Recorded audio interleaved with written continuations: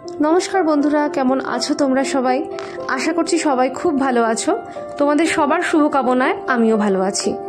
আজকে ডাইনোসরস মম আরেকটা নতুন ব্লগ নিয়ে এসছে কাশ্মীরের একদম অফবিট প্লেস দুধপাত্রি নিয়ে। এই দুধপাত্রি শ্রীনগর থেকে ডিস্টেন্স মাত্র 2 থেকে 2.5 ঘন্টার। যেতে খরচা পড়বে গাড়ি ভাড়া 4,000 টাকা মতো। কাশ্মীর বেড়াতে এসে ঘোরা বেড়ার তালিকার মধ্যে কেউ রাখেন গুলমার্গ, কেউ রাখেন সোনমার্গ, আবার অনেকে চলে যান পেহেলগাঁওতে। অবশ্যই সুন্দর, কিন্তু যেহেতু আমাদের যাত্রাটা অমরনাথ যাত্রার সময় হয়েছিল, সেহেতু এই সময় না ছিল ভালো আপেল, আর না ছিল ভালো ফুল, আর না ছিল চারিদিকে বরফ। তাই কাশ্মীরে গিয়ে সোনমার্গ, গুলমার্গ এই জায়গাগুলো না ঘুরে স্থানীয় মানুষদের থেকে আমরা জানতে পেরেছিলাম আরেকটি নৈসর্গিক সৌন্দর্যের জায়গা রয়েছে, যার নাম হলো দুধপাত্রি। স্থানীয় কাশ্মীরিরাই আমাদেরকে বলে দিয়েছেন যে দুধপাত্রি এমন একটা সুন্দর জায়গা, যে জায়গাটা সারা বছরই প্রাকৃতিক দৃশ্যে ভরপুর থাকে। তাই সময় নষ্ট না করে দ্বিতীয় দিনেই আমরা গাড়ি বুক করে চলে গিয়েছিলাম দুধপাত্রিতে। যেতে যেতে এখানে আমরা সকালে ব্রেকফাস্ট করে নিয়েছিলাম। খাওয়া দাওয়ার মূল্য এখানে অনেকটাই বেশি। অত সুন্দর নৈসর্গিক সৌন্দর্য দেখতে দেখতে পাহাড়ের কোলে আমাদের ব্রেকফাস্টটা ম্যাগিতে দারুণ জমেছিল। এখানে খাওয়ার দাম বেশি একটাই কারণে বললাম, সিম্পল 1 পিস মকাই রুটি আর একটুখানি সর্ষে শাক দিয়ে এদের একটা প্লেটের দাম পড়ে 80 থেকে 90 টাকা। সুতরাং আপনাদের সবাইকেই বলবো, যারা যারা ব্রেকফাস্ট করবেন সকালবেলা শ্রীনগর থেকে ব্রেকফাস্ট সেরে তবে আপনারা দুধপাত্রি আসুন। দুপুরের লাঞ্চ দুধপাত্রিতে আশেপাশে কোথাও পাবেন না।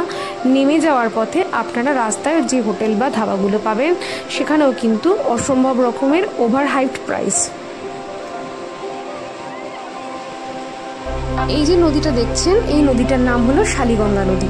একটি পাহাড়ি নদী, যেটা পাহাড়ের ওই পার থেকে কুলকুল বেগে বয়ে চলেছে। স্থানীয় মানুষদের কথাবার্তায় দুধের মতো এই জলের রং হওয়াতে এইখানকার নাম হয়েছে দুধপাত্রি, এই নদীর নাম অনুসারে। নদীটা কিন্তু শালিগঙ্গা নদী। যেহেতু নদীর খরস্রোতা জলের রংটা অনেকটা দুধের মতোই দেখতে লাগে, সেই জন্যই এই জায়গাটার নাম দুধপাত্রি।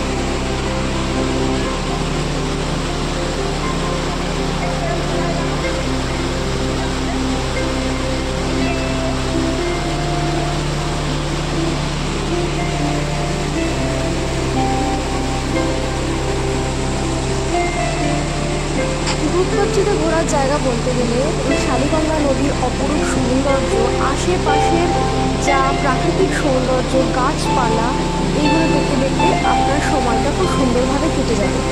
এখানে কিন্তু প্যারাগ্লাইডিং করার সুযোগ রয়েছে।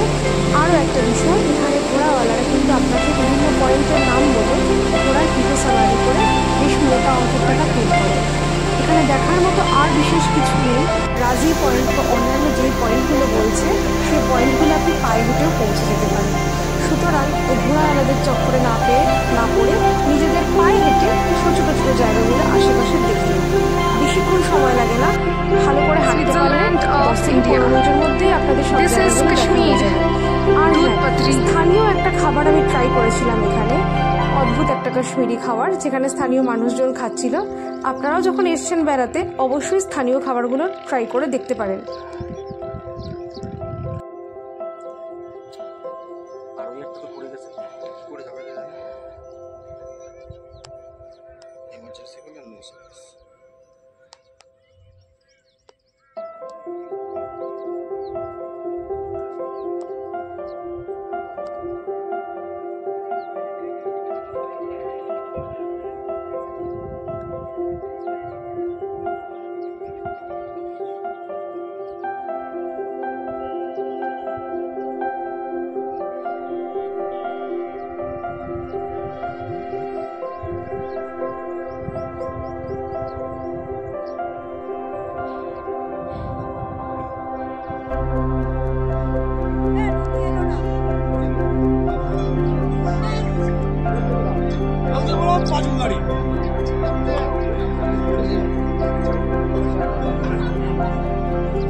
Switzerland of India.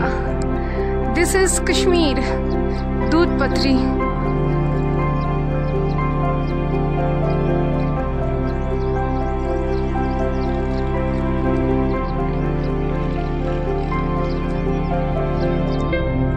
এই হলো সেই স্থানীয় খাবার। স্থানীয় কাশ্মীরিরা খাচ্ছিল বলে আমিও লোভ সামলাতে না পেরে কিনে ফেলে ফেলেছিলাম। খুবই অল্প দাম। খাবারটা হলো একটা সাদা ময়দার রুটির ওপর একটু আলু সেদ্ধ, মটর সেদ্ধ আর একটু টমেটো সস মাখিয়ে দেওয়া। ভালোই ছিল খেতে।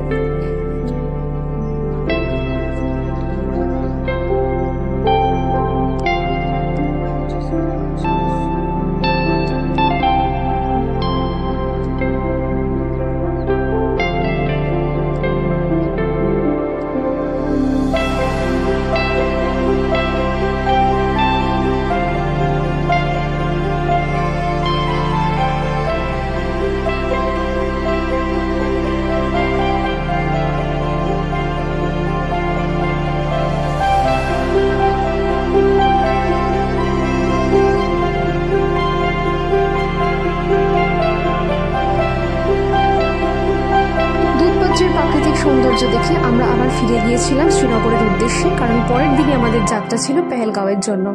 আপনারাও ব্লগটা দেখুন, আনন্দে থাকুন, সুস্থ থাকুন, কমেন্ট করে জানান আপনাদের কীরকম লাগলো। সাবস্ক্রাইব করে পাশে থাকবেন ডাইনোসরস মমের। পরবর্তী ব্লগের জন্য অপেক্ষা করুন। ততক্ষণ পর্যন্ত সবাইকে টাটা।